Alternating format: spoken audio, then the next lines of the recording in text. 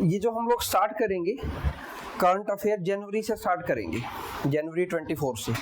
लेकिन कोई भी जो टॉपिक होता है वो लगभग ये मान के चलो कि 2, ढाई, 3 साल तक न्यूज में बना रहता है। तो वही करंट अफेयर्स में थोड़ा बहुत चेंज होगा उनमें, और चीज़ें लगभग सिमिलर सी रहेंगी, ठीक है। सो और एग्जामिनर करंट अफेयर्स में कभी भी डायरेक्टली करंट अफेयर नहीं पूछता कि भाई करंट में क्या है वो चीज़ पूछ ले, ठीक है। जैसे फॉर एग्जांपल कि ब्रिक्स समिट हुआ है, क्या होता है वो भी हम पढ़ेंगे। तो ब्रिक्स समिट हुआ है, तो ब्रिक्स समिट जैसे रशिया में हुआ तो ये नहीं पूछेगा कि ब्रिक्स समिट कहाँ पे हुआ है, वो ब्रिक्स समिट से रिलेटेड कुछ ना कुछ हिस्टोरिकल पूछेगा, या कुछ ना कुछ वहाँ पे मेजर कोई डिसीजन लिया गया होगा तो उसके बारे में पूछेगा, ठीक है। डायरेक्ट सीधा क्वेश्चन आने की पॉसिबिलिटी ना के बराबर होती है। जहां आया होगा वो हमें बताऊंगा कि देखो ऐसा भी क्वेश्चन एग्जामिनर पूछ लेता है, ठीक है। तो आप लोगों को कॉपी बनानी है अलग से करंट अफेयर की, और उसमें 2 चीजें करनी पड़ेंगी। यहां लिखो तो रफ में लिखना, क्योंकि उस चीज को कंसाइज करके लिखना पड़ेगा आपको। जितना छोटा लिखोगे, मतलब मैं एक मंथ की करंट अफेयर कराऊंगा तो मुझे कराने में शायद 3-4 क्लास लगेंगी 2-2 घंटे की, लेकिन आपके लिए वो क्लास 1 पेज पे आ जानी चाहिए, इतना कंसाइज करके लिखना है, अदरवाइज रिवीजन नहीं हो पाएगा उनका, ठीक है। कैसे करेंगे वो भी मैं बता दूंगा, ठीक है। अभी तो आप लोग एक बार लिखना और एक अलग कॉपी बनाना स्पाइरल बाइंडिंग की, जिसमें आप करंट अफेयर लिखो, ठीक है। सो पहली न्यूज है वो ब्रिक्स से रिलेटेड है। ब्रिक्स क्या है? ये एक पॉलिटिकल एंड इकोनॉमिक ग्रुपिंग है, ठीक है। जैसे कुछ फ्रेंड्स आपस में मिलके ग्रुप बना लेते हैं, तो ऐसे ही कुछ कंट्रीज ने मिलके अपना एक ग्रुप बना रखा है, उसका नाम है ब्रिक्स, ठीक है। ब्रिक्स जो है ये एक एक्रोनिम है। एक्रोनिम वो होते हैं जहां पे हर एक वर्ड का एक मीनिंग होता है, हर एक लेटर का एक मीनिंग होता है, उसको एक्रोनिम बोलते हैं इंग्लिश में, ठीक है। तो हमारे काम का ये नहीं है कि एक्रोनिम क्या होता है, जस्ट मैंने आप लोगों को वैसे बताया नॉलेज। तो ब्रिक्स में एक्रोनिम क्या है? B स्टैंड फॉर ब्राजील, ठीक है। R stand for Russia, I stand for India, C stand for China. पहले इसका नाम ब्रिक ही था, ठीक है। जब ये बना 2001 में तो इसका नाम ब्रिक ही था, ठीक है। इसमें साउथ अफ्रीका, जो S for south Africa, south Africa African continent की एक कंट्री है, ठीक है। वो इसमें 2010 में ऐड हुई लेटर ऑन, जब इसका एक्सपेंशन हुआ। तो अभी ये न्यूज में इसलिए है, और ये हर साल न्यूज में रहेगा, क्योंकि हर साल इनकी एक समिट होती है। समिट का मतलब है एनुअल मीटिंग। जब भी हम ये पढ़ेंगे कि किसी ग्रुपिंग की समिट है, तो मतलब उनकी एनुअल मीटिंग हो रही है, ठीक है। तो हमारे लिए उस ग्रुपिंग में क्या क्या इंपॉर्टेंट होगा, मोस्टली कि ग्रुपिंग का पार्ट कौन है, हमें मेंबर याद रखने हैं। अगर वो ग्रुपिंग का साइज कुछ 10-12 मेंबर तक है, तो उस ग्रुपिंग के हर एक मेंबर हमें याद रखने पड़ेंगे। अगर बहुत बड़ा साइज है, जैसे सपोज एक ग्रुप है G77, तो पॉसिबल ही नहीं है याद कर पाना कि मेंबर्स कौन कौन होंगे। जब ग्रुप छोटा है तो हर एक मेंबर को याद करेंगे, जब ग्रुप बड़ा है तो सिर्फ ये याद रखेंगे क्या इंडिया उसका मेंबर है कि नहीं, एक बात तो ये। दूसरा, क्या इंडिया उसका फाउंडिंग मेंबर था या नहीं। जब ग्रुपिंग बड़ी होगी, और छोटी होगी तो हमारे एक मेंबर को याद ही रखेंगे, ठीक है। तो ब्रिक्स तो एक छोटी ग्रुपिंग है, तो इसके हर एक मेंबर को हम याद रखेंगे। अब ये आपको पता लग गया कि 2001 में बना। एक इकोनॉमिस्ट थे जिम ओ'नाइल, इन्होंने इस टर्म को क्वाइन किया था, ठीक है। ऐसा क्वेश्चन पूछे जाने की पॉसिबिलिटी पीसीएस या दूसरे एग्जाम्स में ज्यादा है, यूपीएससी की पॉसिबिलिटी कम है कि वो पूछेगा कि किसने ग्रुपिंग दिया। हालांकि पूछने को कुछ भी पूछ सकता है। मैं जो बोल रहा हूं कि जब मैं बोल रहा हूं कि पूछे जाने की पॉसिबिलिटी कम है, दैट मींस प्रीवियस ईयर में ऐसा कुछ पूछा नहीं गया है, ठीक है। पूछने को कुछ भी पूछ सकते हैं। तो जिम ओ'नाइल एक इकोनॉमिस्ट थे, ठीक है, गोल्डमैन सैक्स ये कंपनी है, ठीक है, इसके बारे में हम नहीं याद रखेंगे कि कहाँ कहाँ के थे वो, हमें याद रखना है जिमोनाइल ने 2001 में ये ब्रिक जो है वो कंसेप्ट दिया था। किसके लिए दिया था? उनका आइडिया ये था कि कुछ कंट्रीज ऐसी हैं जो आज के टाइम पे इमर्जिंग इकोनॉमी है,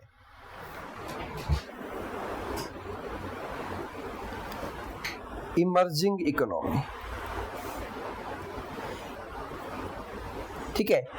इमर्जिंग इकोनॉमी का मतलब ये है कि वो कंट्रीज जिस पेस से ग्रो कर रही हैं वो ग्रोथ अच्छी खासी है, ठीक है। लेट्स से कि लगभग 6, 7 या 8% से वो कंट्रीज ग्रो कर रही हैं, इतना परसेंट अपने साइज को हर बार इंक्रीज कर रही हैं, ठीक है। जैसे इंडिया की बात करें तो हमारी जीडीपी 7-8% के राउंड से इंक्रीज कर रही है। जीडीपी क्या होता है या इकोनॉमी क्या होता है, अभी आप ये समझो कि ये दोनों सेम ही चीजें हैं, जीडीपी या इकोनॉमी। इनका मतलब होता है किसी कंट्री के पास कितना पैसा है जो उसने एक साल में बनाया। जीडीपी या इकोनॉमी, किसी कंट्री ने एक साल में कितना पैसा बनाया उसको हम फिलहाल आप याद रखो, वो उस कंट्री की नेशनल इनकम भी है, उस कंट्री की जीडीपी भी है और इकोनॉमी भी है ब्रॉडर टर्म में। बाद में हम इनको इकोनॉमिक्स में पढ़ेंगे कि एक्चुअल में इनमें भी क्या डिफरेंस होता है, ठीक है। अभी जब हम बात करेंगे कि एक बड़ी इकोनॉमी है तो मतलब पैसे की टर्म में बात कर रहे हैं, इकोनॉमी मतलब पैसे की टर्म में, ब्रॉडर टर्म में, ठीक है। तो ये सारी इमर्जिंग इकोनॉमीज हैं वर्ल्ड की। कौन कौन? Russia, Brazil, India, China, South Africa, ठीक है। अब इनकी मीटिंग हुई है 2024 में और वो मीटिंग हुई है रसिया में, ठीक है। रसिया ने उसकी प्रेसिडेंटशिप की है। प्रेसिडेंटशिप का मतलब होता है कि रसिया ने उस मीटिंग को होस्ट किया है, होस्ट कंट्री का नाम है रसिया, ठीक है। तो ये डायरेक्ट ऐसा होस्ट कंट्री पीसीएस में पूछा जाएंगे, सीधे फैक्चुअल क्वेश्चन वहां पूछे जाते हैं।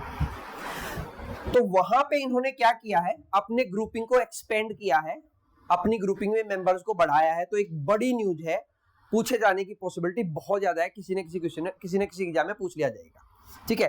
और यूपीएससी में पूछे जाने की पॉसिबिलिटी है, ये करके पूछ सकता है which of the following member has been added in the BRICS, तो वो ऑप्शन में दे सकता है आपको। कौन कौन से ऐड हुए हैं?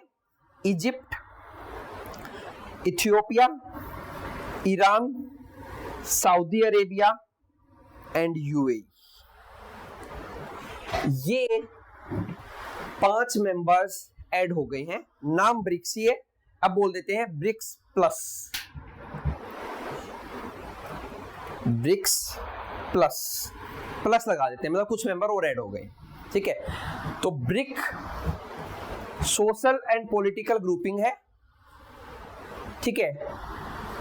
और इसके अंदर कौन कौन सी कंट्रीज हैं, कब ये ग्रुपिंग बना, किसने नाम दिया, इसके बाद 2010 में इन्होंने एक एक्सपेंशन किया था, एक मेंबर ऐड किया था, अभी उसके बाद 2024 में एक्सपेंशन किया है। जब ये एक्सपेंड हुआ था तो बहुत सारे एग्जाम्स ने पूछा था कि which is the new country in the brick, ठीक है, क्योंकि उस टाइम नाम ब्रिक था इसका, अब ब्रिक्स हो गया।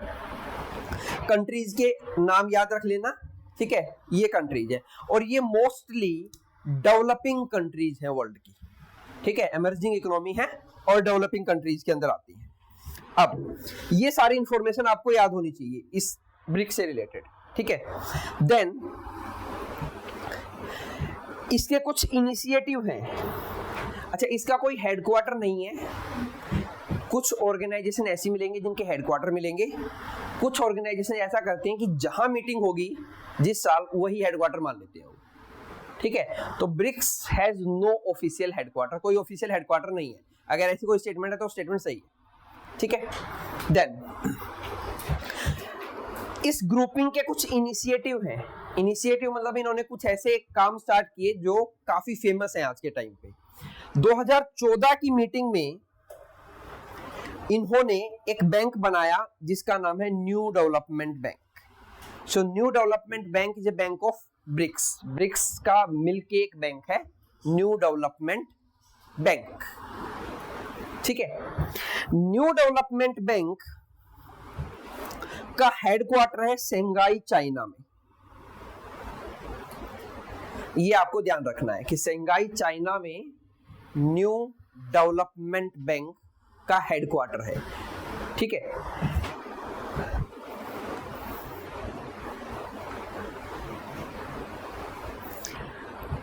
काम क्या करेगा ये? Finances infrastructure and sustainable development project in BRICS country. तो ब्रिक्स कंट्रीज में फंडिंग का काम करेगा, ठीक है।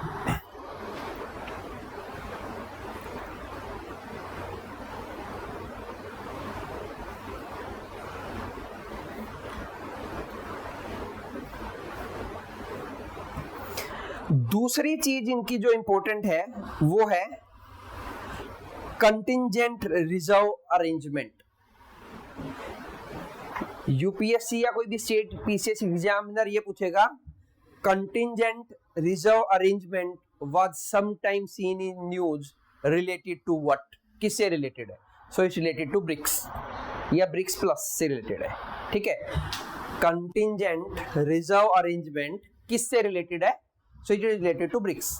इतना है, इतना ही काफी है वैसे तो, ठीक है। लेकिन ये करता क्या है ये अरेंजमेंट? अगर कोई कंट्री के अंदर फाइनेंशियल क्राइसिस आ गया या इकोनॉमिक क्राइसिस आ गया है किसी कंट्री के अंदर, तो उस कंट्री की हेल्प करता है, ठीक है। फाइनेंशियल क्राइसिस या इकोनॉमिक क्राइसिस में फंसी हुई किसी ब्रिक्स कंट्री की हेल्प करेगा। क्लियर? हेल्प कैसे करेगा? उसको पैसे दे देगा। क्लियर है, ठीक है। तो ये contingent reserve arrangement and new development bank both are related to BRICS, ठीक है। न्यू डेवलपमेंट बैंक का हेडक्वार्टर याद रखना है, 2014 में बना था, ठीक है। ये इतना याद रखना है, इतने से काम चल जाएगा।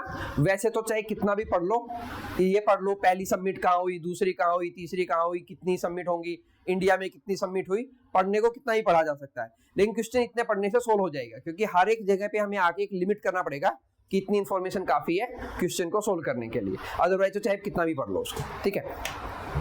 अब ये जो कंटिंजेंट रिजर्व अरेंजमेंट है, ऐसी ही एक ऑर्गेनाइजेशन का नाम है आईएमएफ। क्योंकि इससे रिलेटेड है तो मैं साथ साथ पढ़ा देता हूं। IMF, international monetary fund.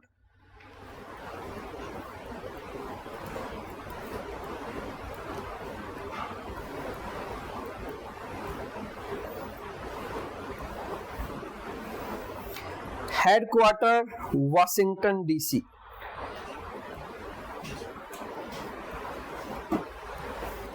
DC का मतलब है district of Columbia,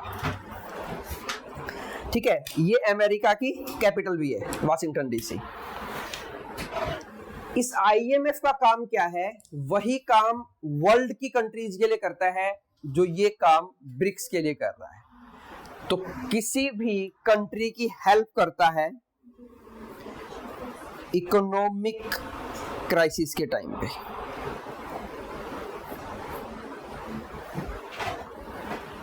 to help any country in the time of economic crisis, ये आईएमएफ का काम है, इंटरनेशनल मॉनेटरी फंड का।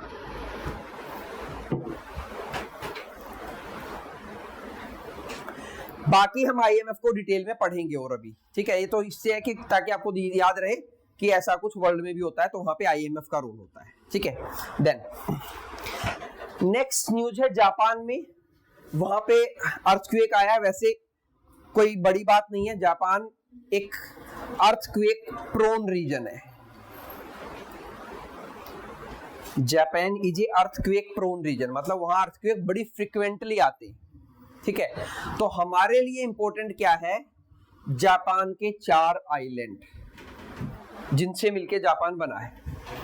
इन चारों आइलैंड के नाम होकाइडो, होन्शु, शिकोकू और क्यूशु। नाम याद रखने हैं, सीक्वेंस याद रखनी है ऊपर से नीचे, ठीक है। और लार्जेस्ट याद रखना है कौन सा है।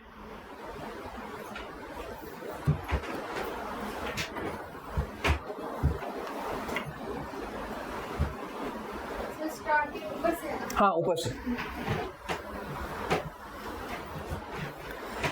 और मोस्ट ऑफ द क्वेश्चन जो मैं बताऊंगा आपको करंट के साथ अटैच करके स्टैटिक, मोस्ट क्या वो सारे ही पूछे गए हैं एग्जाम में। ये आइलैंड की सीक्वेंस पूछी गई है, बड़ा कौन सा है वो भी पूछा गया है। कैपिटल क्या है जापान की? टोक्यो। ठीक है, जापान जब पढ़ रहे हैं तो एक चीज और पढ़ लेते हैं। जापान के लगभग साउथ ईस्ट में एक ट्रेंच है,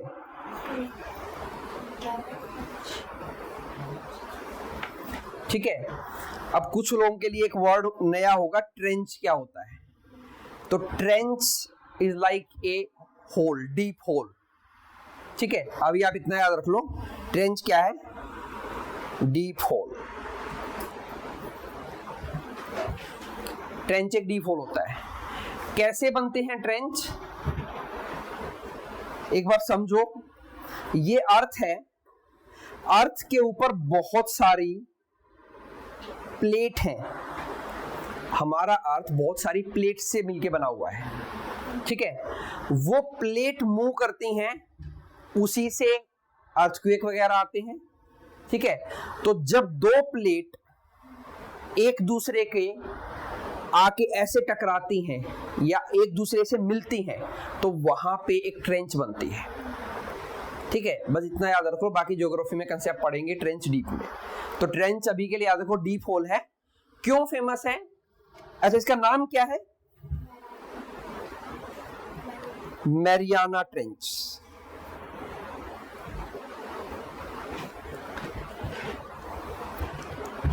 deepest trench of the world.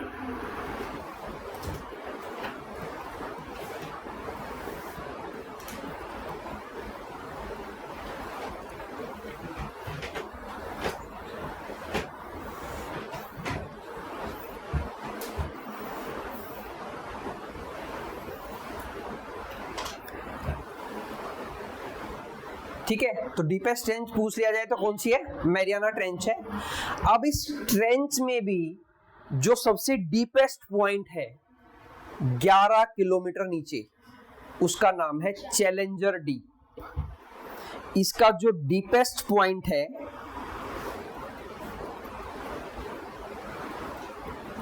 उसका नाम है challenger deep. This is the deepest point in Earth. Around 11 kilometre नीचे है ये।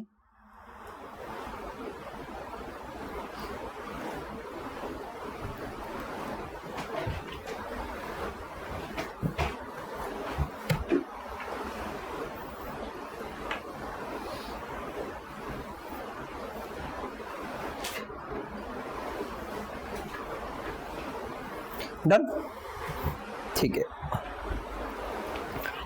नेक्स्ट आर्टिकल पे चलते हैं। नेक्स्ट है कैपिटल पनिशमेंट एग्जीक्यूट किए सऊदी अरेबिया ने। तो सऊदी अरेबिया लगभग न्यूज में रहता ही है, एक ऐसी कंट्री है, मिडल ईस्ट कंट्री बोलते हैं इसको, सऊदी अरेबिया, ठीक है। इनको मिडल ईस्ट कंट्री बोलते हैं, ठीक है। सऊदी अरेबिया में जो चीजें आपको ध्यान रखनी है, ठीक है। कैपिटल पनिशमेंट क्या होती है? हैंग टिल डेथ, ठीक है। डेथ पेनल्टी को बोल देते हैं कैपिटल पनिशमेंट। जिसको नहीं पता, डेथ पेनल्टी को कैपिटल पनिशमेंट बोलते हैं, ठीक है। तो इस पे कई बार सवाल भी उठता है कि क्या इंडिया में कैपिटल पनिशमेंट बैन होनी चाहिए कि नहीं होनी चाहिए, ठीक है। अभी सऊदी अरेबिया में यहाँ इंपॉर्टेंट नहीं है ये कि भाई न्यूज इंपॉर्टेंट, ये न्यूज में है तो मैं इसलिए प्लेस पढ़ा रहा हूँ कि ये प्लेस है। तो यूपीएससी या एग्जामिनर की हैबिट क्या होती है, जो चीज न्यूज में होती है उससे रिलेटेड कुछ और पूछेंगे। अब ये तो क्या पूछेंगे कि वहां पे 170% को एग्जीक्यूट किया है, ये ऐसे क्वेश्चन पूछते हैं क्लरिकल और लैरिकल एग्जाम में, ठीक है। तो वहां पूछे जाते हैं ऐसे क्वेश्चंस। तो अभी हम लोगों को देखना है अरेबियन पेनिनसुला। ये अरेबियन पेनिनसुला है, पहले समझ लो फिर जो लिखना होगा मैं बताऊंगा। ये इसको बोलते हैं अरेबियन पेनिनसुला।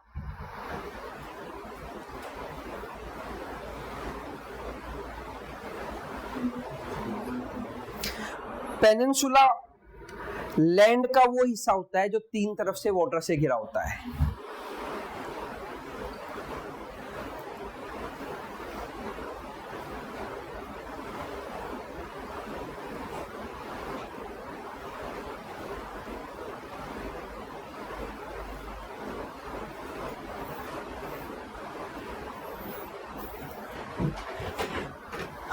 अरेबियन पेनिनसुला की सारी कंट्रीज हमारे लिए इंपॉर्टेंट है।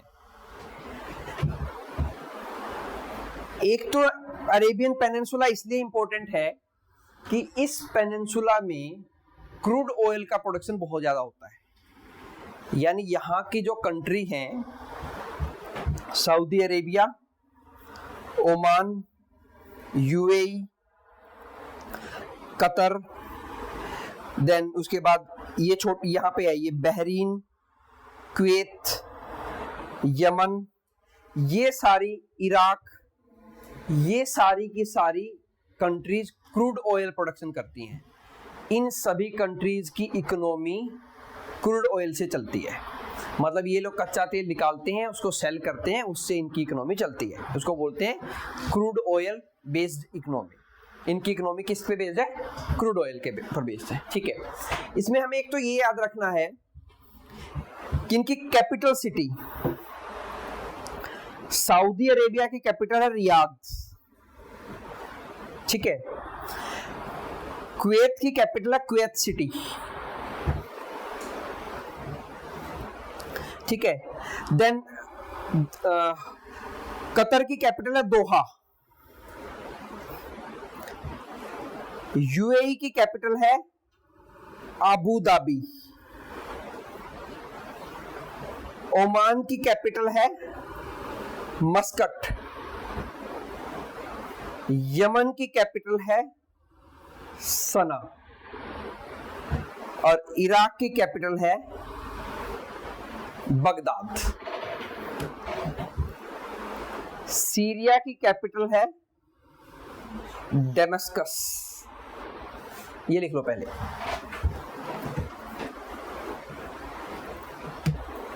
सर यमन की क्या है?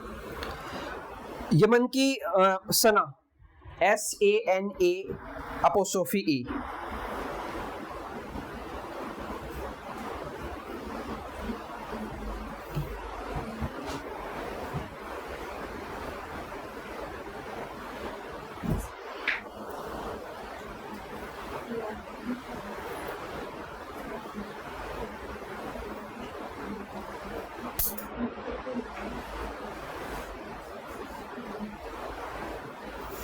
इसके बाद आगे करंट अफेयर में ये प्लेस न्यूज पे होगा, तो मैं दोबारा कवर नहीं करूंगा। मैं बताऊंगा कि हमने कवर कर लिया एक बार। जो बताना है मैं यही बता दूंगा इसके बारे में।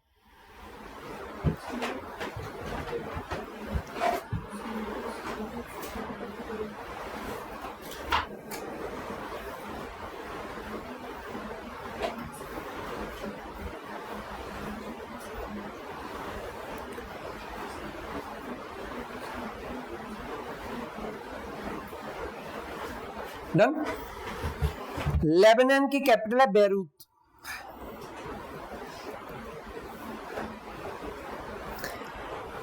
इजराइल की कैपिटल है, पहले थी टल अवीव, अब है जेरूसलम या वेस्ट जेरूसलम भी बोल सकते हो। इजराइल की कैपिटल पहले टल अवीव थी, अब वेस्ट जेरूसलम है। जॉर्डन की कैपिटल अमान है, ये याद रखो तो रख लेना, कोई इंपॉर्टेंट नहीं है।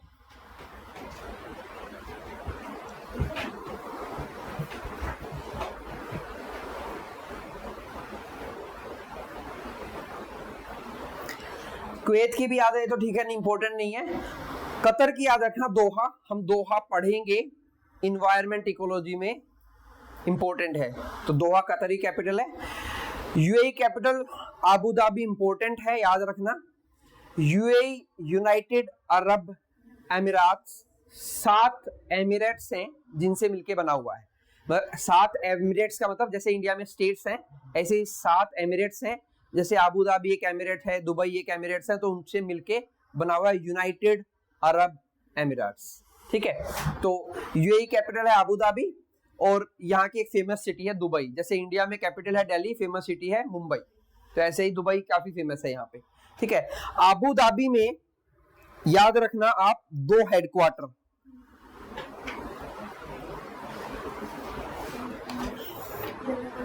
International Council for Cricket ICC का हेडक्वार्टर है आबू धाबी में, और इंटरनेशनल रिन्यूएबल एनर्जी एजेंसी का हेडक्वार्टर है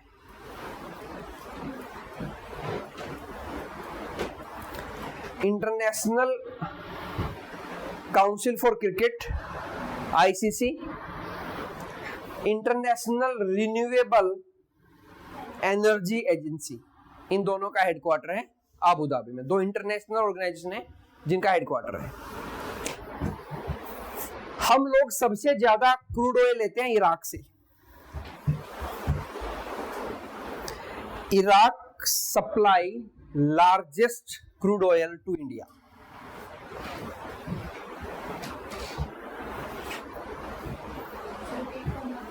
इराक, या ऐसे लिख लो, India import largest crude oil from Iraq. Iraq की capital Baghdad. We import maximum fertiliser from Jordan. We मतलब इंडिया।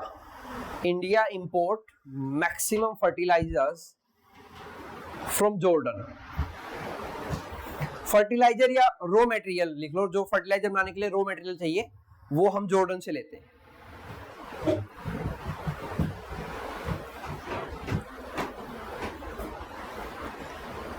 यहां तक डन। इरेज करूंगा मैं इसके बाद इस प्लेस को। मुस्लिम्स के दो रिलीजियस प्लेस हैं, मक्का एंड मदीना। ये दोनों सऊदी अरेबिया में है, ये याद रखना, ठीक है।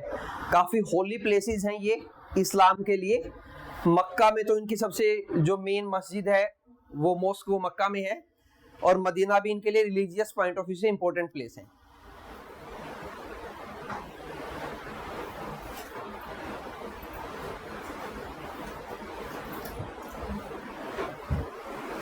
डन।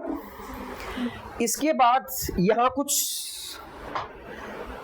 ये मतलब ये वो एरिया है जहां से मतलब मान के चलो कि हर साल कोई ना कोई क्वेश्चन पूछा जाता है। ये सबसे हॉट फेवरेट एरिया होता है, एक ये और एक हम पढ़ेंगे सेंट्रल एशिया, ठीक है। कजाकिस्तान, तजाकिस्तान, उज्बेकिस्तान, वो वाला एरिया। वाटर बॉडी देखो अब यहाँ पे रेड सी, यहाँ पे है गल्फ ऑफ एडन।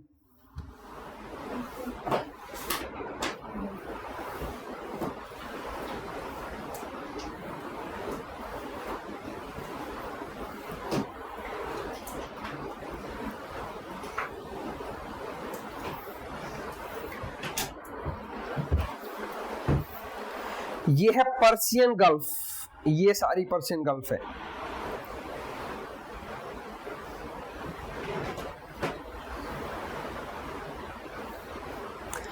सो अगर ये पूछ लिया जाए कि क्रूड ऑयल का प्रोडक्शन वर्ल्ड में सबसे ज्यादा कहां होता है, तो पर्शियन गल्फ में होता है।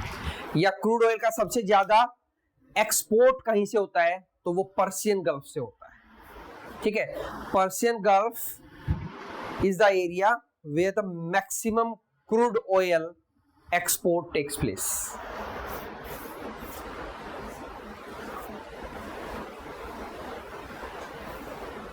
आगे वाली न्यूज में ये कोई ना कोई प्लेस न्यूज में है, तो मैं वहां पे एक साथ कवर करा रहा हूं। क्या हुआ नेहा? हाँ बोलो बोलो, क्या हुआ? कुछ नहीं। डन। पर्शियन गल्फ इसको इसलिए बोलते हैं, हमने किया ही था, Persia is the old name of Iran. Iran का पुराना नाम था पर्सिया, इसलिए इसको पर्शियन गल्फ बोलते हैं।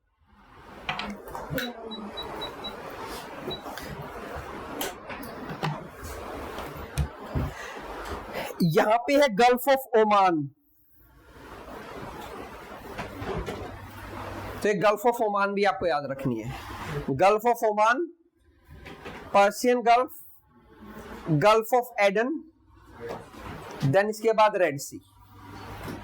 डन, ठीक है। यहां नीचे आपको एक आइलैंड दिख रहे हैं, ये देखो, ये कहने को अरेबियन सी में है, इंडियन ओशियन के दो ब्रांच हैं, Arabian sea and bay of Bengal. Indian ocean की दो ब्रांचेज हैं मेनली, अरेबियन सी और बे ऑफ बंगाल। तो अरेबियन सी में ये आइलैंड है। आइलैंड क्या होता है? लैंड मास जो चारों तरफ से पानी से गिरा हो वो हो गया आइलैंड, जो तीन तरफ से गिरा हो तो पेनिनसुला। ठीक है, इन आइलैंड्स को यूपीएससी ने पूछ लिया था एक बार, दैट सुकोत्रा आइलैंड्स, इनका नाम है Socotra islands, belong to which country? ये किस कंट्री के आइलैंड है? So these are islands of Yemen, ये यमन के आइलैंड्स हैं। ठीक है, Socotra island belong to Yemen.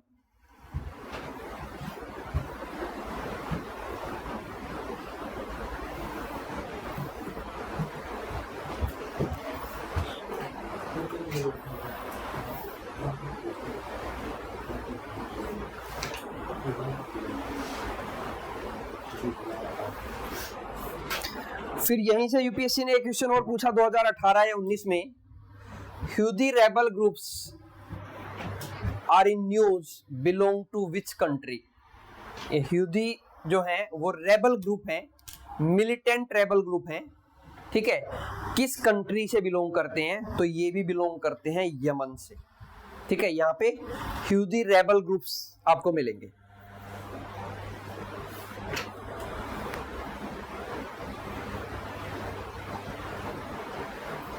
यहाँ पे बड़ी पिक्चर में देख लेना, हम ये वर्ल्ड में इस वाले हिस्से पे बात कर रहे हैं, ये वाला।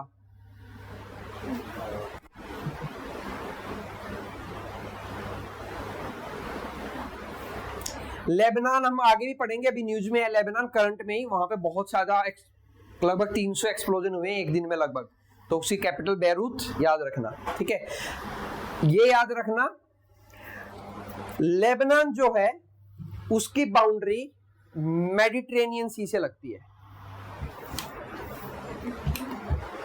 ये वाटर बॉडी का नाम है मेडिटेरेनियन सी।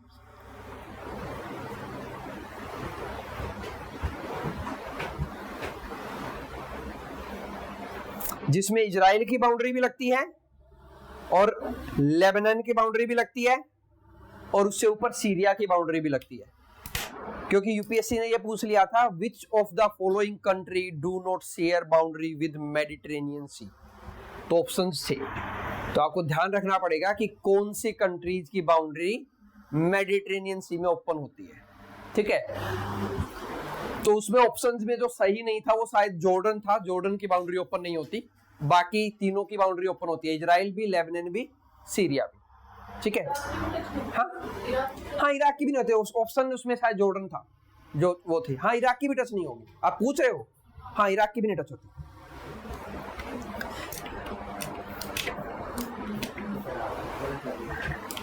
डन।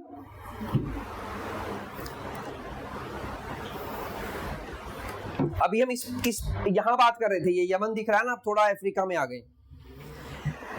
सेरा लियोनो एक कंट्री न्यूज में है क्योंकि इसके प्रेसिडेंट ने पार्डन किया है 352 इनमेट्स को आफ्टर फेल्ड कू। ये उसको बोलते हैं कू। कू का मतलब होता है मिलिट्री टेक ओवर करना। ठीक है, या टेक ओवर करना। मिलिट्री कू का मतलब होता है टेक ओवर करना, मतलब किसको टेक ओवर करना? गवर्नमेंट को टेक ओवर करने की कोशिश करना। ठीक है, कू का मतलब हिंदी में होता है तख्ता पलट करना।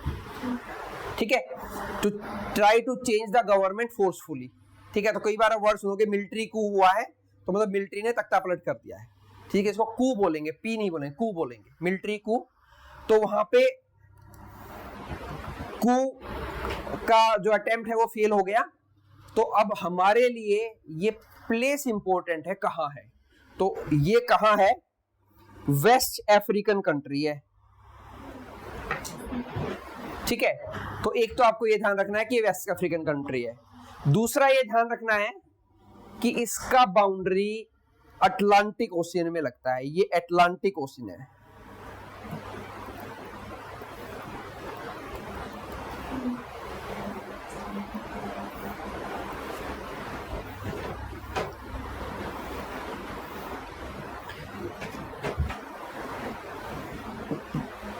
डन। करंट अफेयर में आप 16 जो मैं पढ़ाऊंगा आप उस पर ट्रस्ट कर सकते हो। करंट अफेयर मैंने पिछले भी बताया था जब आप लोगों को पढ़ाया था, उसमें से ही 4 क्वेश्चन आ गए। करंट अफेयर मैं अपने आप पढ़ा दूंगा, जहां से पढ़ने आपको कहीं से करने की जरूरत नहीं है, उतने करोगे वहां से क्वेश्चन आ जाएगा, ठीक है। और उसके बाद भी नहीं आ रहा है तो वो फिर मुश्किल ही है सोल्व हो पाना। तो आप अच्छा यूपीएससी करंट अफेयर को ऐसे ही पूछती है, वो ये नहीं पूछेगी सीधा डायरेक्ट क्वेश्चन नहीं पूछती, तो वो प्लेस इन न्यूज पूछेगी। तो प्लेस इन न्यूज है कौन से कॉन्टिनेंट की कंट्री है, क्योंकि इससे पहले तो आपसे मैं पूछ लेता सीरा लियोन कहाँ पे है, तो आपको पता ही नहीं था कि क्या है ये। अब ये पता लग गया कि ये अफ्रीका की कंट्री है, अफ्रीका के वेस्ट कोस्ट पे कंट्री है। ऐसे तो बहुत सारी कंट्री हैं, ठीक है, लेकिन अफ्रीका के वेस्ट कोस्ट पे कंट्री है और अटलांटिक सी में इसकी बाउंड्री ओपन होती है, ठीक है। तो यहाँ पे हमें एक और वाटर बॉडी दिख रही है, उसको भी कवर कर लेते हैं, गल्फ ऑफ गुनिया, ठीक है। पहली चीज तो आपको ये पता हो, Gulf of Guinea is a part of Atlantic Ocean. अगर पूछ लिया जाए कि ये किस ओशियन का पार्ट है, तो ये अटलांटिक ओशियन का पार्ट है, ठीक है। दूसरी चीज इसके बारे में जो आपको ध्यान रखनी है, यहां ऊपर से एक लाइन आती है, अल्जीरिया, माली, बुर्किना फासो, टोगो और घाना से होते हुए ऐसे, ठीक है। इसको बोलते हैं प्राइम मेरिडियन। नाम सुना है पहले कभी? प्राइम मेरिडियन, चलो मैं बताता हूं क्या है।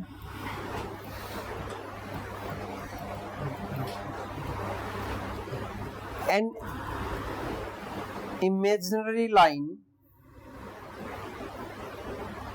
Drawn on earth surface from north to south।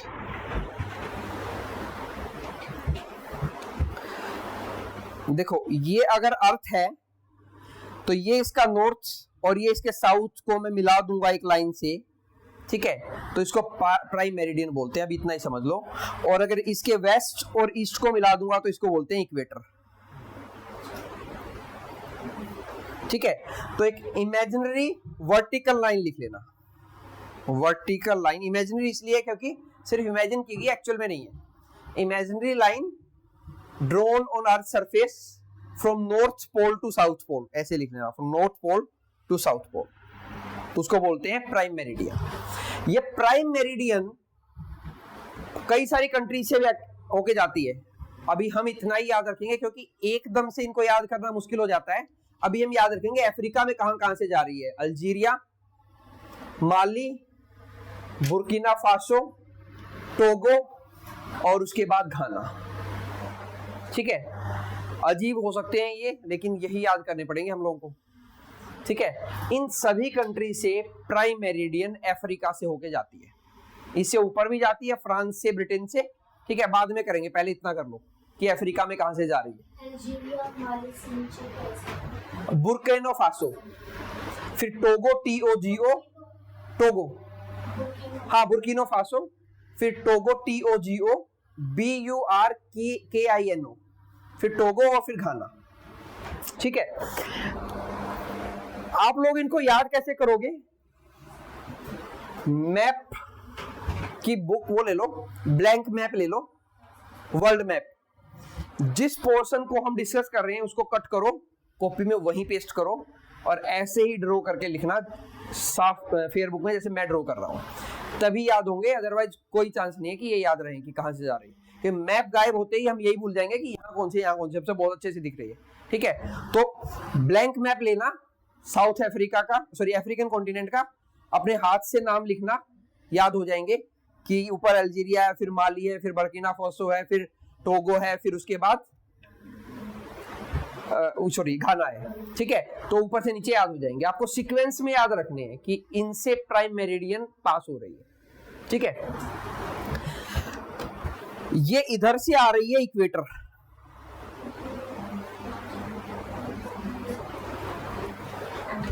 ठीक है।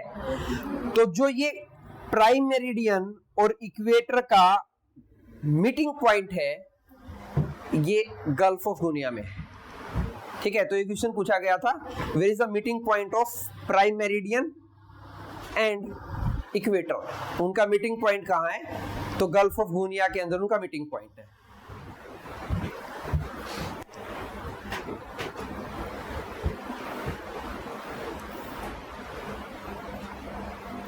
इस अफ्रीकन कॉन्टिनेंट में बार बार आएंगे करंट अफेयर से, तो ये आपको अपने आप याद हो जाएगा धीरे धीरे।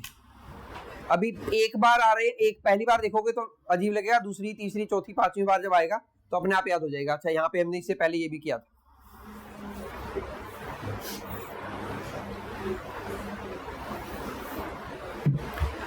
डन, ठीक है।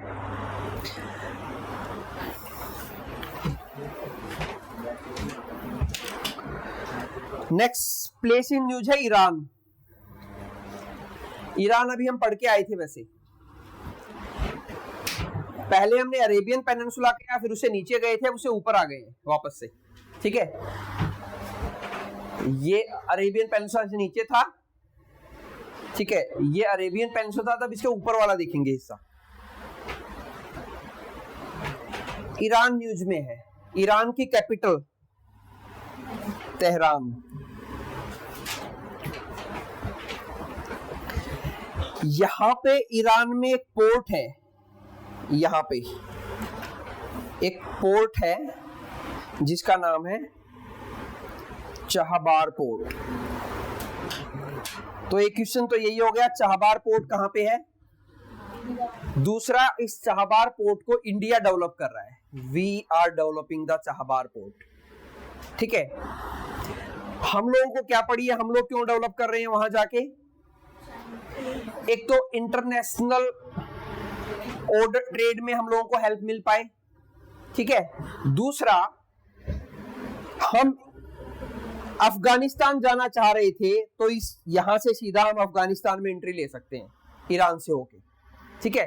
तो अफगानिस्तान, या ये बोल लो इंडिया के लिए मुंबई पोर्ट से चाहबार पोर्ट, चाहबार पोर्ट से हम सेंट्रल एशिया में एंट्री कर सकते हैं। ये हमारे लिए सेंट्रल एशिया में जाने का पॉइंट है, ठीक है, क्योंकि पाकिस्तान तो जाने नहीं देगा, तो हमें सेंट्रल एशिया में कहीं ना कहीं से जाना पड़ेगा। तो हमारे लिए सबसे आसान है कि हम चाहबार पोर्ट से बना ले, यहां से जो भी लेके जाना यहाँ रखे, यहां से जो भी सामान पहुंचाना है यहाँ पे पहुंचा दे। कनेक्टिविटी बनाए रखने के लिए सेंट्रल एशिया के साथ, to make connectivity with Central Asia, Chabahar port is important for us. हमारे लिए इंपॉर्टेंट है चाहबार पोर्ट सेंट्रल एशिया में कनेक्टिविटी बनाने के लिए। अब हमें क्या पड़ी है सेंट्रल एशिया में कनेक्टिविटी बनाने के लिए? ट्रेड बढ़ाना है। तो ट्रेड कैसे करें सेंट्रल एशियन कंट्रीज के साथ? हमारे पास तो कोई रास्ता है ही नहीं, ठीक है। तो इंडिया ने चाहबार पोर्ट को डेवलप किया, डेवलप करने लगे थे 2018 में, 24 आ गया, अभी डेवलप कर ही रहे हैं, ठीक है। इसलिए डेवलप किया था कि यहां से जाएंगे अफगानिस्तान। अफगानिस्तान में उस वक्त जो गवर्नमेंट थी वो इंडिया का फेवर करती थी, ठीक है। अभी अफगानिस्तान में तालिबान का रूल है। तालिबान एक मिलिटेंट ग्रुप है,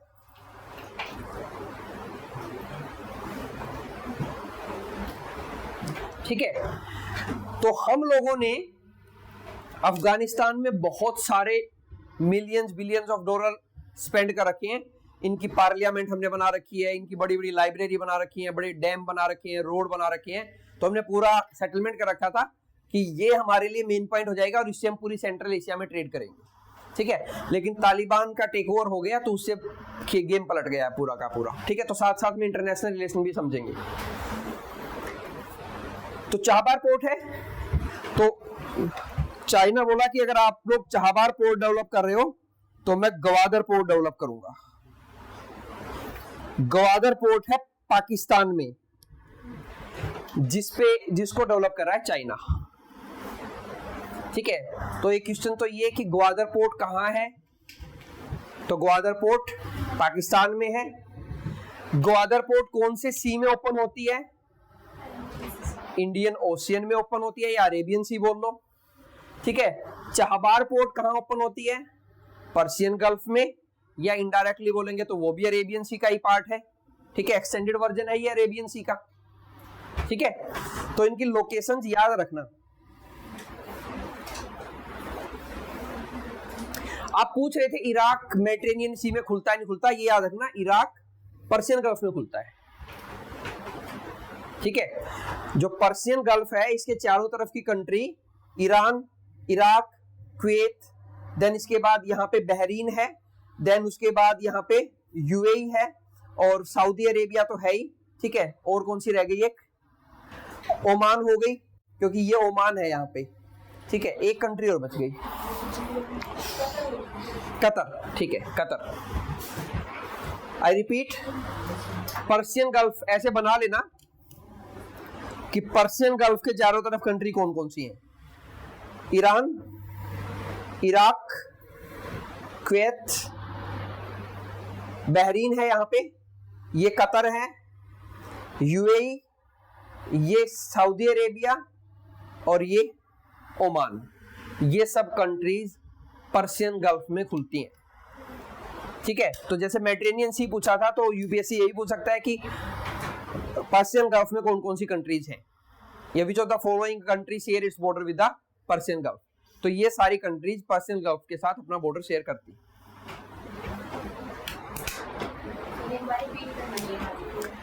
Iran, Iraq, Kuwait, Saudi Arabia, Bahrain, Qatar, UAE और ओमान।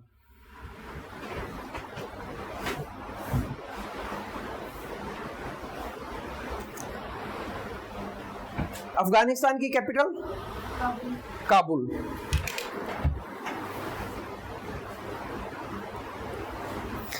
अफगानिस्तान को बोला जाता है ग्रेवयार्ड ऑफ एम्पायर्स।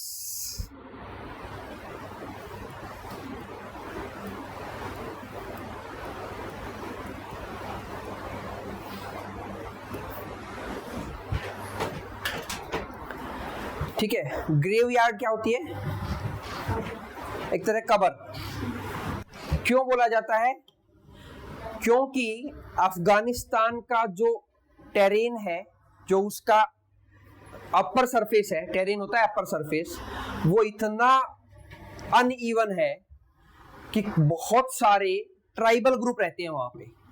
तो कई कंट्रीज ने अफगानिस्तान को टेक ओवर करने की कोशिश की, कब्जा करने की कोशिश की, जिसमें रशियन एम्पायर एक था, ब्रिटिश एम्पायर एक था, फिर अमेरिका ने कोशिश की, ठीक है। तो ये तीन बड़ी पावर भी कभी अफगानिस्तान को अपने कब्जे में नहीं ले पाई, क्योंकि वहां की इतनी डिफिकल्ट टेरेन है। मतलब अमेरिका तो अभी एग्जिट किया है, अमेरिका ने तो 1-2 साल पहले, अमेरिका तालिबान से जीत नहीं पाया सुपर पावर होने के बावजूद भी, मतलब वहां पे इतनी डिफिकल्ट टेरेन है। तो इसलिए इसको बोला जाता है ग्रेव यार्ड ऑफ एम्पायर्स, कि जो भी यहाँ आया है वो हार के ही गया है, जीत के नहीं गया, ठीक है। तो इसलिए इसको ग्रेव यार्ड ऑफ एम्पायर बोला जाता है। देन सेंट्रल एशियन कंट्रीज पे आएंगे बाद में, इनको इस एरिया को भी देखेंगे। Former PM Imran Khan is inducted for allegedly insulting election officials, ठीक है। तो इंपॉर्टेंट न्यूज हमारे लिए है, पाकिस्तान मैंने वैसे करा दिया, पाकिस्तान में आपको ध्यान रखना है ग्वादर पोर्ट, जिसको डेवलप कर रहा है चाइना। और याद रखना है कि देखो ये वाला हिस्सा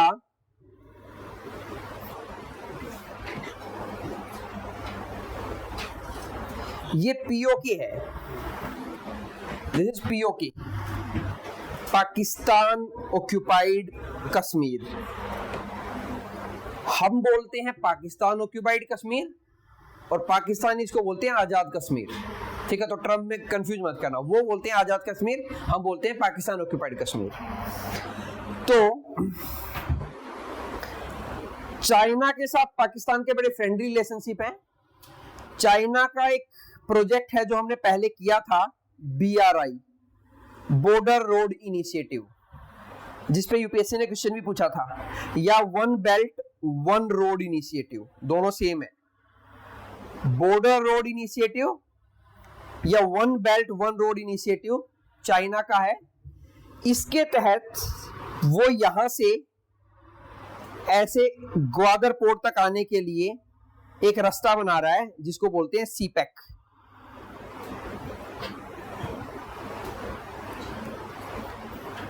चाइना पाकिस्तान इकोनॉमिक कॉरिडोर। ठीक है, तो पाकिस्तान चाइना ये सीपैक इस रास्ते को डेवलप कर रहा है। ठीक है, China Pakistan economic corridor CPEC. और इंडिया को इससे प्रॉब्लम है क्योंकि वो पीओके से गुजर रहा है, पाकिस्तान ऑक्यूपाइड कश्मीर से। इसीलिए इंडिया बीआरआई को ज्वाइन नहीं करता, ना ही वो ऑफिशियली उसको एक्सेप्ट कर रहा है। ठीक है, हम लोग बीआरआई बॉर्डर रोड इनिशिएटिव को हमने एक्सेप्ट नहीं किया, ना हमने उसको साइन किया है, क्योंकि चाइना ने हमारी परमिशन के बगैर पाकिस्तान ऑक्यूपाइड कश्मीर से सीपैक बना दिया, चाइना पाकिस्तान इकोनॉमिक कॉरिडोर। ठीक है, then next is the 500 prisoner of war exchange between Ukraine and Russia. तो as we all know Ukraine और रसिया के बीच में एक वॉर ऑनगोइंग है। ठीक है, ड्यू टू नेटो,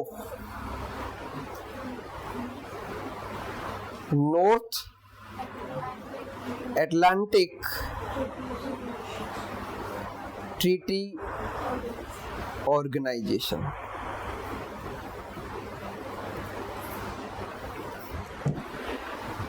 नेटो थोड़ी देर पहले ब्रिक्स पढ़ा था, इट्स काइंड ऑफ ब्रिक्स, लेकिन वो था पॉलिटिकल और इकोनॉमिक ऑर्गेनाइजेशन, ये है मिलिट्री ऑर्गेनाइजेशन। ग्रुपिंग है ये भी एक।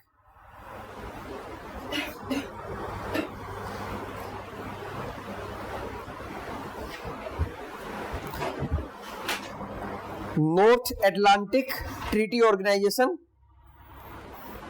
और इसको दूसरे नाम से हम जानते हैं वाशिंगटन ट्रीटी।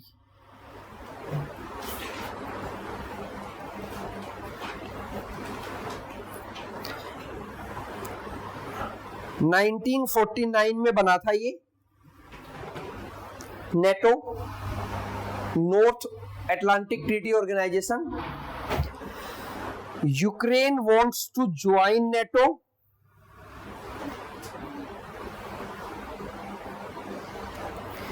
रसिया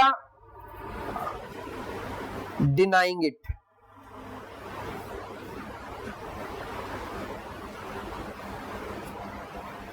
रीजन कि रसिया और यूक्रेन वो बॉर्डर शेयर करते हैं। ठीक है, तो पहले एक बार ये बता दूं, नेटो मिलिट्री ग्रुप है। मिलिट्री ग्रुप है किसका? Military organization of USA and European countries.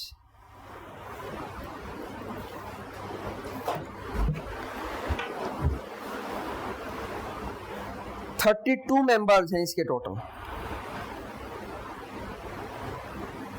ठीक है, बाद में हम पढ़ेंगे मार्च के करंट अफेयर में, स्वीडन इसका मेंबर बना है 2024 में लेटेस्ट।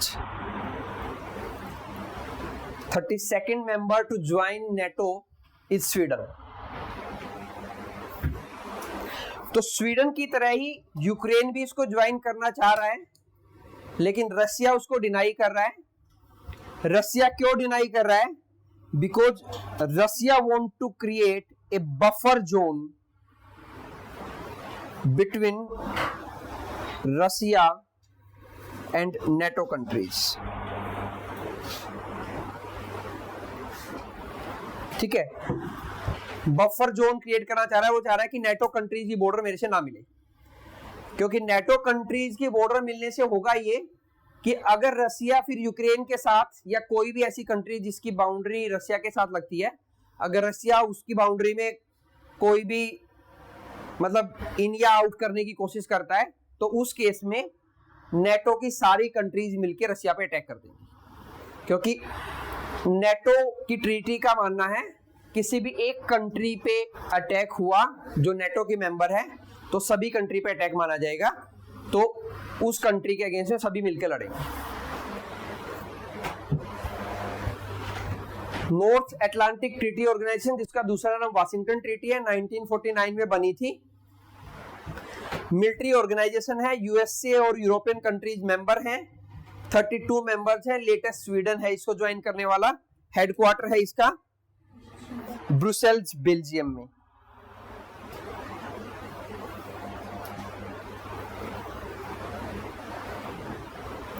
हेडक्वार्टर है ब्रुसेल्स, बेल्जियम। बेल्जियम एक यूरोपियन कंट्री है।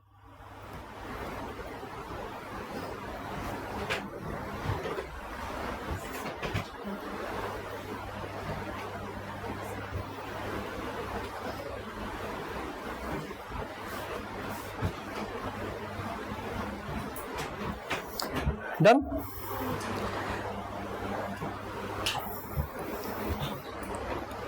नाइनटीन 1945 में सेकेंड वर्ल्ड वॉर जब ओवर हुआ, वर्ल्ड वॉर सेकेंड, तो USA and it's allied countries ने मिलके बनाया था नेटो 1949 में, और दूसरी तरफ था USSR and it's allied countries, और इन्होंने मिलके बनाया था वार्सो पैक्ट 1955 में। ठीक है, तो ये वार्सो पैक्ट खत्म हो गया यूएसएसआर के डिसइंटीग्रेशन के साथ। अब यूएसएसआर टूट गया तब ये खत्म हो गया। तो ये दो याद रखना, नाटो और वार्सो पैक्ट, ये एक दूसरे के अगेंस्ट में बने थे।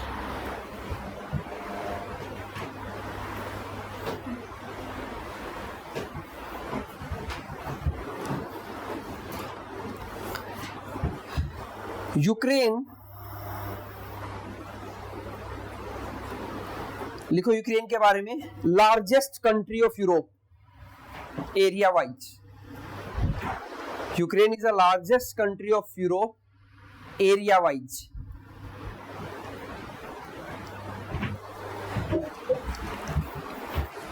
यूक्रेन को बोलते हैं bread basket of Europe, bread basket of Europe. Capital Kyiv.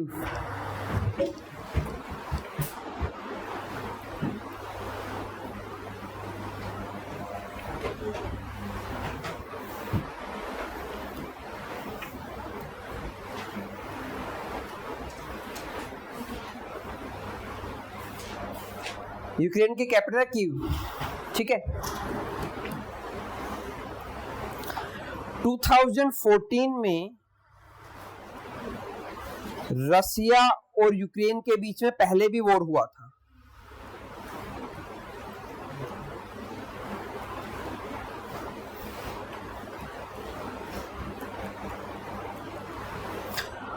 और Russia take over Crimea from Ukraine. ये क्रीमिया नाम की जगह रसिया ने टेक ओवर कर ली थी यूक्रेन से। पहले यूक्रेन का पार्ट होता था, अब ये रसिया का इस पे कब्जा है, यूक्रेन। ठीक है, क्रीमिया पे अभी रसिया का कब्जा है, पहले यूक्रेन का था। 2014 में ऐसा हुआ था। क्रीमिया जो है ये ब्लैक सी के अंदर है। जैसे अभी हमने पर्शियन गल्फ पढ़ा, ऐसे ही एक बॉडी है, वाटर बॉडी, हम बाद में पढ़ेंगे ब्लैक सी, देखेंगे कहां पे है वो भी। तो जो ये क्रीमिया है ये ब्लैक सी के अंदर है।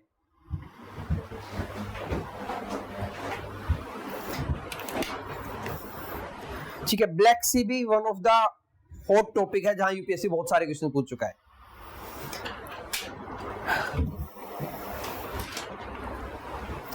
नेक्स्ट न्यूज थी, UN body calls on Houthis to stop their attack on shipping in Red Sea। Houthis मैंने आपको बता दिया ऑलरेडी। ठीक है, यमन के रेबेल ग्रुप है और ये अटैक करते हैं जो शिप यहाँ रेड सी में आते हैं उसके ऊपर अटैक करते हैं। ठीक है, तो ये हम लोग ऑलरेडी पढ़ चुके हैं। ठीक है, रेड सी भी हमने पढ़ लिया है तो इसको स्किप करते हैं। गल्फ ऑफ एडन भी हमने पढ़ लिया है। नेक्स्ट है Kyrgyzstan officially declare snow leopard is national symbol. ठीक है, तो पीसीएस के हिसाब से न्यूज भी याद रख लेना कि स्नो लेपर्ड्स को इन्होंने अपना ऑफिशियल एनिमल डिक्लेयर कर दिया, ऑफिशियल नेशनल सिंबल डिक्लेयर कर दिया है किर्गिस्तान ने।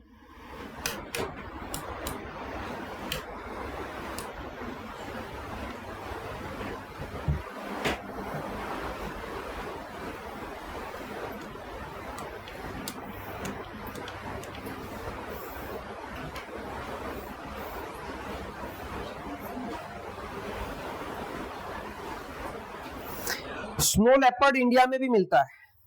कई बार यूपीएससी ऐसा पूछ लेती है क्या ये इंडिया में मिलता है, फाउंड इन इंडिया, मिलता है इंडिया में। हेमिस नेशनल पार्क लद्दाख, लद्दाख में एक जगह है हेमिस नेशनल पार्क, वहां पे स्नो लेपर्ड मिलते हैं।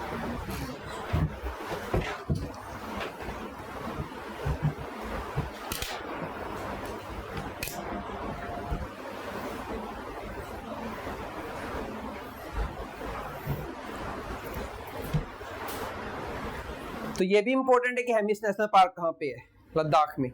तो जो हर फैक्चुअल इंफॉर्मेशन जो मैं बता रहा हूँ वो आप लोगों को समझनी है, याद रखनी है, क्रैम करनी है, जैसा भी करना है वो याद रहनी चाहिए आपको।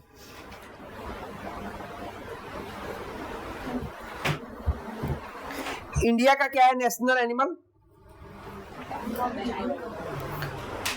Royal Bengal tiger, national animal of India. कहां पाया जाता है?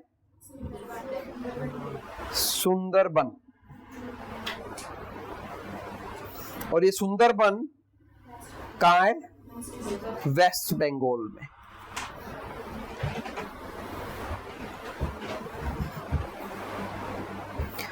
सुंदरबन को सुंदरबन क्यों बोलते हैं? क्योंकि वहां एक ट्री है जिसका नाम है सुंदरी ट्री।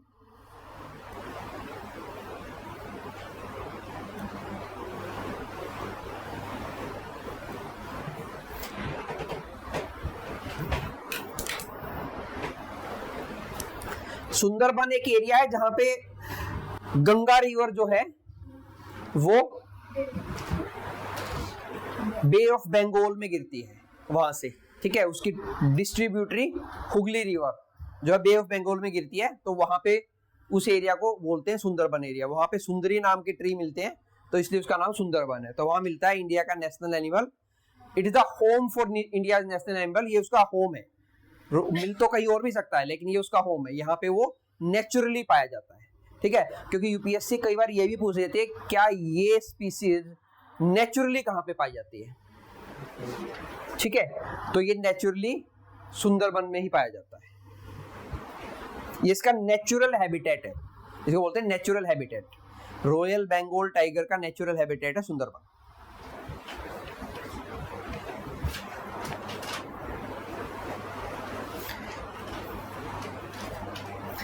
देन सेंट्रल एशिया पढ़ेंगे। ये सब सेंट्रल एशियन कंट्री हैं। ऊपर रसिया दिख रहा होगा, ये रसिया है, ये मंगोलिया है। मंगोलिया सैंडविच है रसिया और चाइना के बीच में। सैंडविच का मतलब समझते हो कि बीच में है दो के। ठीक है, और इसकी कैपिटल है Ulan Bator, is the capital city of Mongolia. Russia की capital Moscow.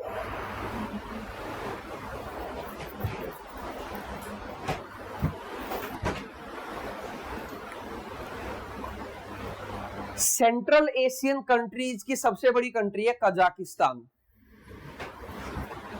Largest Central Asian country Kazakhstan. Capital है अस्ताना, पहले थी नूर सुल्तान, अभी 2018-19 में बदल के अस्ताना कर दी गई। जैसे मैंने एक की और भी बताई थी ऐसे ही, किसकी बताई थी? इजराइल की। पहले थी टेल अवीव, अभी कर दिया वेस्ट जेरूशलम। ठीक है, तो ऐसे इसकी पहली कैपिटल थी नूर सुल्तान, अब कैपिटल है अस्ताना। या नीचे है उज्बेकिस्तान, ये है उज्बेकिस्तान, कैपिटल है ताशकंद।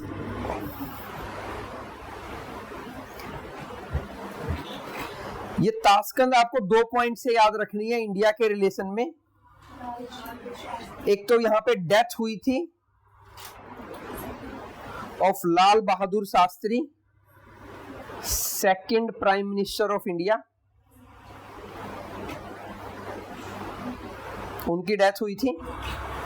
और दूसरा एक पार्टी है कम्युनिस्ट पार्टी ऑफ इंडिया, उसको बनाया गया था 1925 में एम.एन. रॉय नाम के एक व्यक्ति के द्वारा। Communist party of India establish हुई थी ताशकंद में और उसके फाउंडर थे एम.एन. रॉय।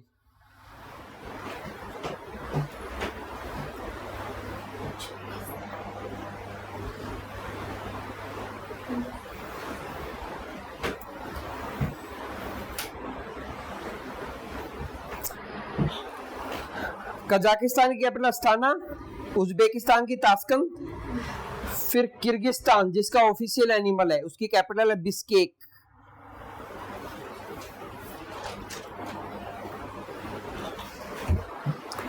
ये कैपिटल पूछी जा चुकी है यूपीएससी के द्वारा।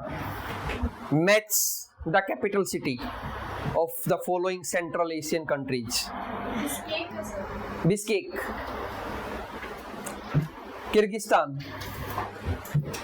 तुर्कमेनिस्तान की है आस्काबाद।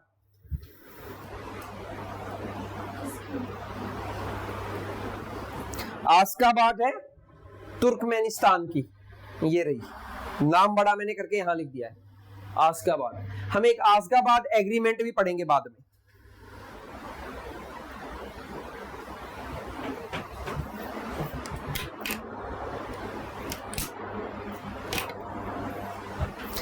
देन आ जाओ नीचे, तजाकिस्तान, कैपिटल है दुशानबे।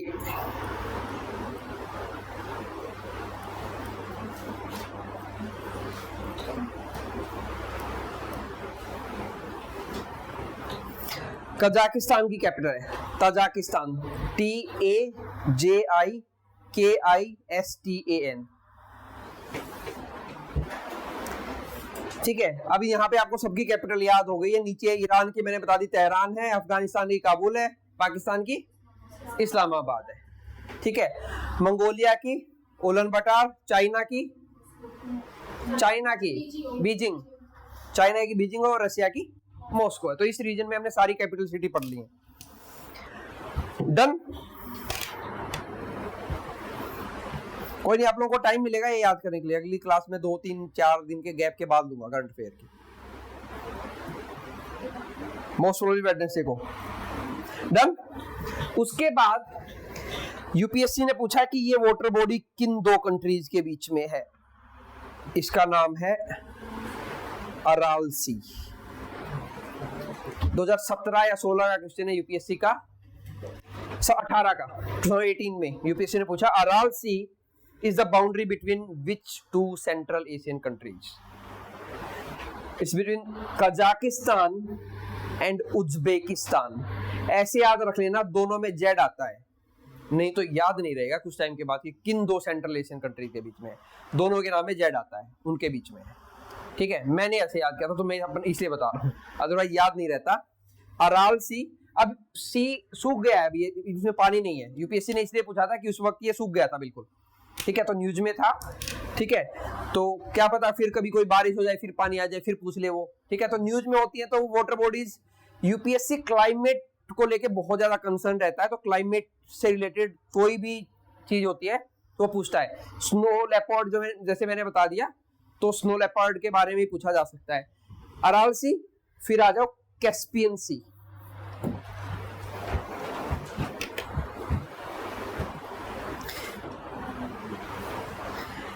कैस्पियन सी, यूपीएससी ने पूछा कैस्पियन सी किन से कौन कौन सी कंट्री बॉर्डर शेयर करती हैं, तो फॉर्मूला है तारीख।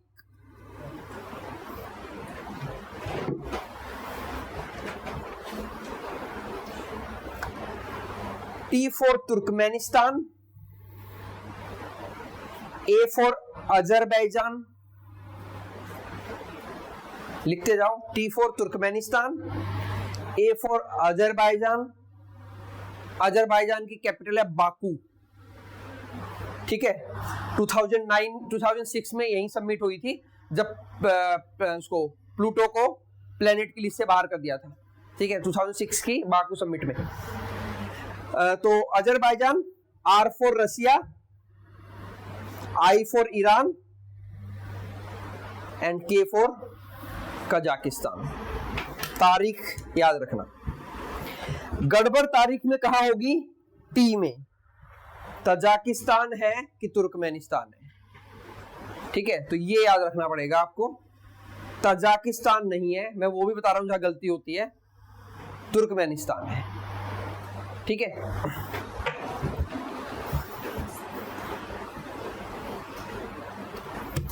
नेक्स्ट यूज है बांग्लादेश। बांग्लादेश में भी तख्ता पलट हो गया है। बांग्लादेश में किसकी पार्टी है, किसी सरकार है, इससे कोई मतलब नहीं है यूपीएससी को। बांग्लादेश के साथ हमारी बॉर्डर का नाम है रेड क्लिफ।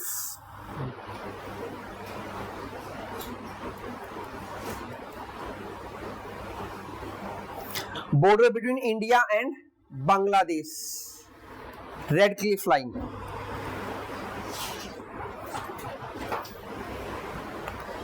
चार 4,092 किलोमीटर की बॉर्डर शेयर करते हैं हम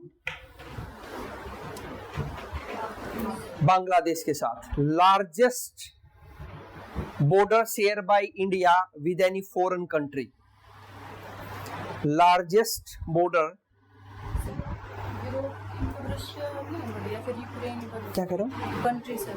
हाँ, रशिया बड़ी है, यूक्रेन बड़ी सबसे लार्जेस्ट। वो उसको तो मानते नहीं ना यूरोप में, वो तो यूरोप और एशिया दोनों में मानते हैं, लेकिन वो उसका मैक्सिमम एरिया जो है वो एशिया में है, जो वाला बड़ा है। रेड क्लिफ लाइन, ये पूछ रहे हैं कि क्या यूरोप की बड़ी कंट्री रसिया है कि यूक्रेन है।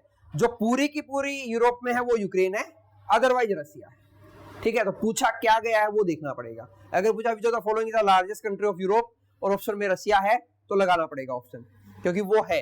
लेकिन अब पूछा है और रसिया गिवन ही नहीं है, या पूछा है which of the following is the largest country of Europe which is there completely in the Europe, तो वो यूक्रेन है, ठीक है, क्योंकि उसका रसिया और तुर्की, या जो पहले तुर्की था, वो दो ऐसी कंट्री हैं जो एशिया में भी है और यूरोप में भी है, ठीक है। तुर्की तो हमें पढ़ा भी है, गेटवे ऑफ यूरोप मैंने बताया था अभी मॉडर्न हिस्ट्री में। तो लार्जेस्ट बाउंड्री शेयर करता है इंडिया बांग्लादेश के साथ, ठीक है।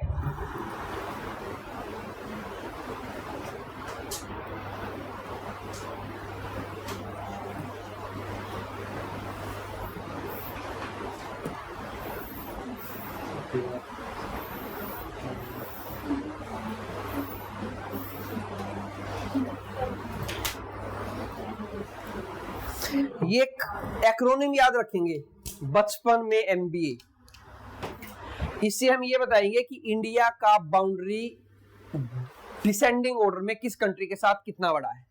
सबसे लार्जेस्ट बाउंड्री है हमारा बांग्लादेश के साथ, फिर चाइना, फिर पाकिस्तान, फिर नेपाल, फिर म्यांमार, फिर भूटान, फिर अफगानिस्तान। पहले एक एक्रोनिम लिख लिया। लार्जेस्ट बाउंड्री बांग्लादेश BA, उससे छोटी चाइना, उससे छोटी पाकिस्तान, नेपाल में का मतलब कुछ नहीं है, Myanmar, Bangladesh, sorry Bhutan, Myanmar, Bhutan, Afghanistan. Afghanistan के साथ बाउंड्री शेयर करते हैं हम लगभग 76 किलोमीटर की।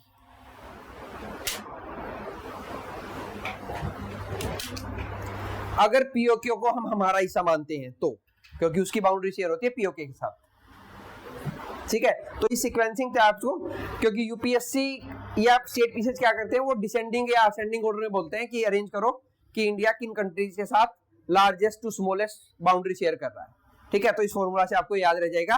बीच वालों के न्यूमेरिकल फिगर याद रखने की जरूरत नहीं है। न्यूमेरिकल फिगर जो पूछा गया है वो पूछा गया है बांग्लादेश का और अफगानिस्तान का, वो मैंने बता दिया, लगभग 76 किलोमीटर की अफगानिस्तान के साथ और 4092 किलोमीटर बांग्लादेश के साथ। बांग्लादेश हमारा इंडिया में एक ही स्टेट ऐसा है जो 3 साइड से बांग्लादेश से घिरा है, Tripura. The only Indian state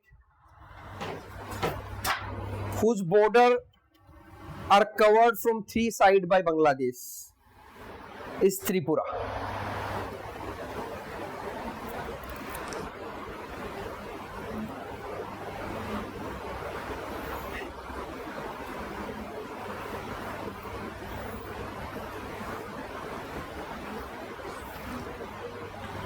और त्रिपुरा अपनी बाउंड्री म्यांमार के साथ शेयर नहीं करता, ये याद रखना। ये त्रिपुरा है, ठीक है। त्रिपुरा के इधर आसाम है, ये यहाँ पे आसाम आएगा यहाँ तक, नीचे तक, ठीक है। तो त्रिपुरा के एक साइड में आसाम पड़ेगा और एक साइड, 3 साइड में बाउंड्री शेयर करेगा बांग्लादेश के साथ, ठीक है। ये बांग्लादेश है यहाँ पे और ये नेपाल है। ये जो बीच वाला एरिया है, ये वाला एरिया, इसको बोलते हैं चिकन नेक ऑफ इंडिया।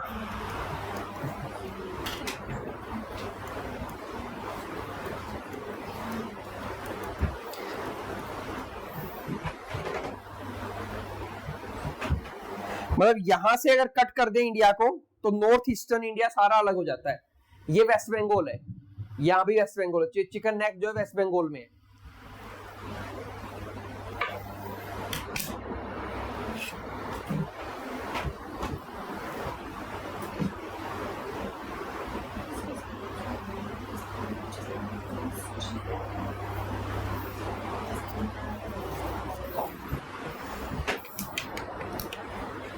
ठीक है, चिकन नेक कॉरिडोर बोलते हैं इसको। चिकन नेक ऑफ इंडिया बोलो या चिकन नेक कॉरिडोर बोल दो।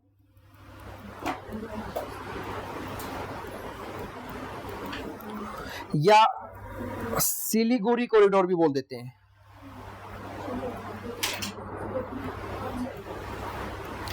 ये सिलीगुड़ी कॉरिडोर वेस्ट बंगाल के अंदर है।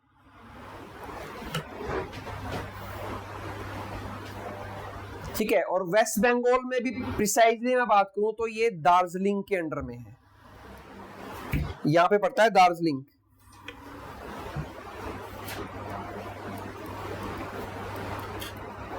दार्जिलिंग वेस्ट बंगाल में है, ठीक है। लार्जेस्ट टी प्रोड्यूसिंग डिस्ट्रिक्ट बोल लो ऑफ इंडिया। इंडिया का लार्जेस्ट टी प्रोड्यूसिंग डिस्ट्रिक्ट है दार्जिलिंग, वेस्ट बंगाल का। स्टेट असम है। लार्जेस्ट टी प्रोड्यूसिंग प्लेस पूछ लिया जाए तो दार्जिलिंग है। दार्जिलिंग एक डिस्ट्रिक्ट है वेस्ट बंगाल में, ठीक है। वहीं पे सिलीगुड़ी कॉरिडोर है, chicken neck. Largest T producing state पूछ लिया जाए तो आसाम है, ठीक है। टी के प्रोडक्शन में हमारा नंबर है second. We are second behind China in production of tea, लेकिन कंजम्पशन में नंबर 1 है। India is the largest consumer of T.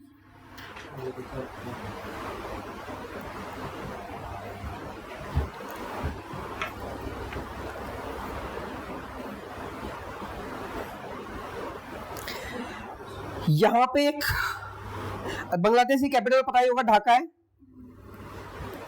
Dhaka.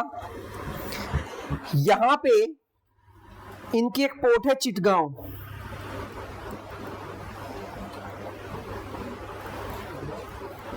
CHITTAGONG, Chittagong port, ये रही यहां पे। ये चाइना के पास है, चाइना के पास लीज है इसकी, it's on lease with China.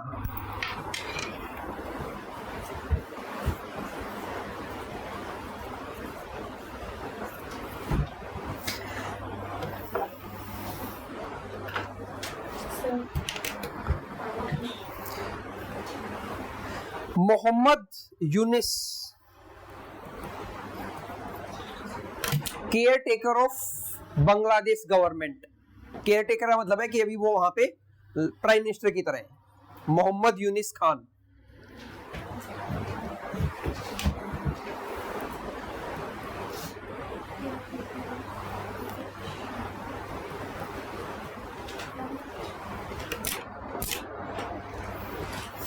He is known as the father of micro financing.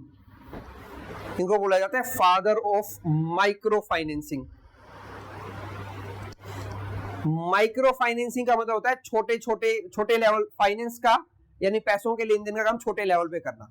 तो इन्होंने क्या किया था, बांग्लादेश में बहुत सारे गरीब लोग जिनके पास कोई फॉर्मल सिस्टम नहीं था फाइनेंसिंग का, फॉर्मल सिस्टम जैसे हमारे पास बैंक है, फॉर्मल लैंडलॉर्ड होते हैं जो, ठीक है, वो इनफॉर्मल सिस्टम होते हैं जो गांव में साहूकार होते हैं।